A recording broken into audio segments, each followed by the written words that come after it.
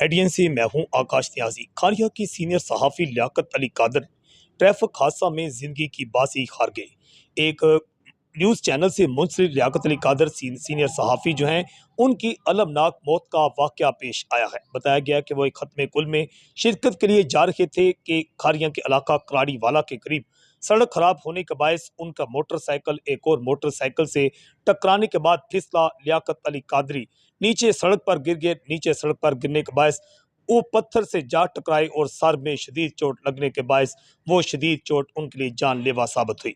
उन्हें तशवीशनाक हालत में अस्पताल दाखिल करवाया गया था, मगर सीनियर सहाफ़ी लियाकत अली कादरी जिंदगी की बाजी हार गए।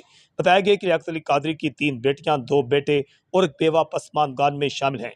इत्तला मिलते ही जिला भर के सीनियर सहाफ़ी जो हैं इस वक्त उन खारियां पहुंच चुके हैं और वहां पर इस वक्त जो है उनके अहले खाना भी मौजूद हैं। एक टूटी फूटी सड़क ने एक सीनियर सहाफ़ी की जिंदगी की खात्मा किया है, जिसके बायस अहले इलाका और सहाफ़ी भी सरापा एहतजाज हैं। एचडीएन से मैं हूं आकाश न्याज़।